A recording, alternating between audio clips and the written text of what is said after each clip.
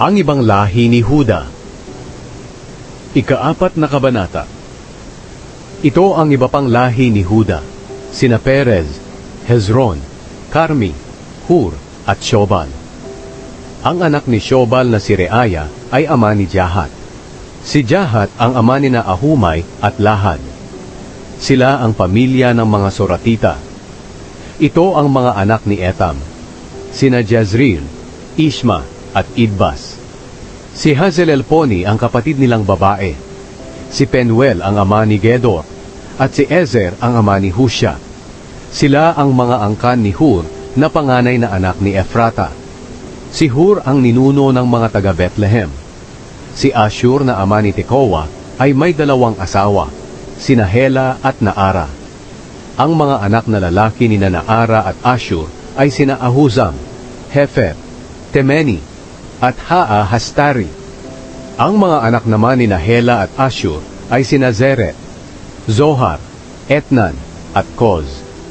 Si Koz ang ama ni Anub at Hasobeba, at ang pinagmula ng pamilya ni Harhel na anak ni Harum. May isang tao na ang pangalan ay Jabez. Kagalang-galang siya kaysa sa mga kapatid niyang lalaki.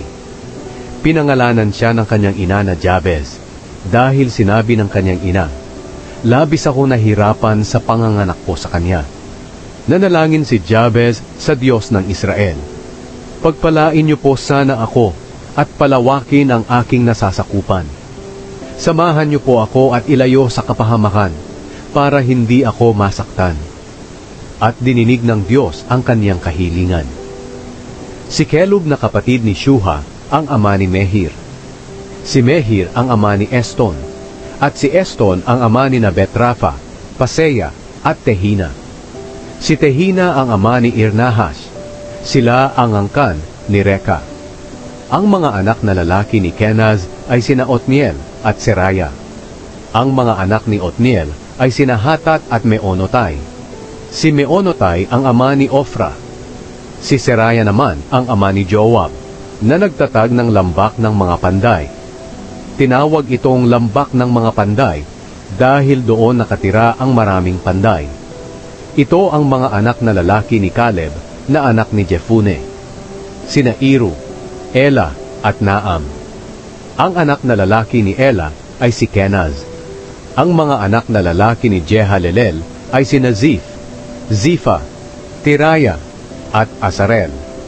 Ang mga anak na lalaki ni Ezra ay sina Jeter, Mered, Efer, at Jalon. Asawa ni Mered si Bitia na anak ng Faraon. Ang mga anak nila ay sina Miriam, Shammai, at Ishba. Si Ishba ang ama ni Estemoa. May asawa rin si Mered na taga Judea, at ang mga anak nila ay sina Jered na ama ni Gedor, Heber na ama ni Soko, at Jekutiel na ama ni Zanoa. Napangasawa ni Hodaya ang kapatid ni Naham.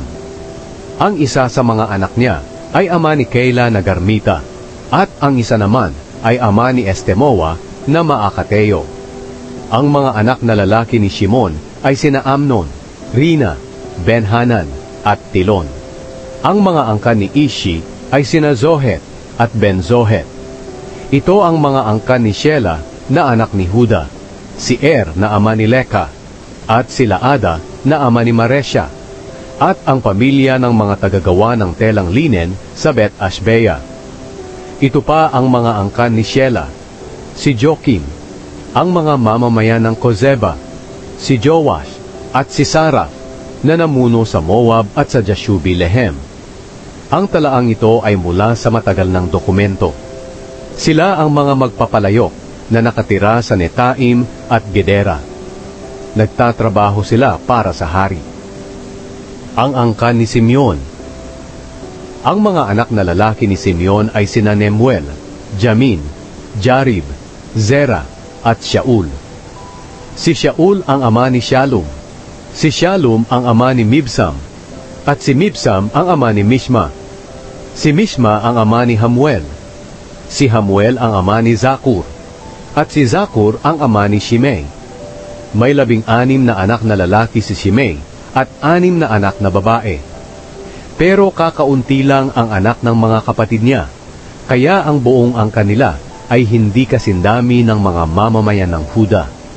Tumira sila sa Beersheba, Molada, Hazar, Shual, Bilha, Ezem, Tolad, Betuel, Horma, Ziklag, Bet-Markabot, Hazar Susim, Bet-Biri, at Shaaraim.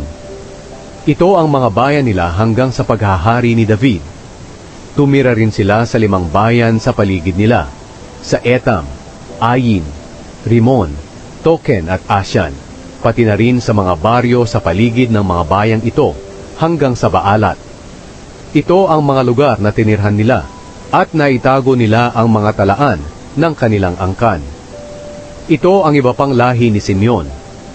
Sina Meshobab, Jamlek, Joshua na anak ni Amazaya, Joel, Jehu na anak ni Joshibaya at apo ni Seraya na apo sa tuhod ni Ashiel, Elioenai, Jaakoba, Jeshohaya, Asaya, Adiel, Jesimiel, Benaya, at Ziza na anak ni Shifi at apo ni Alion, at apo sa tuhod ni Jedaya.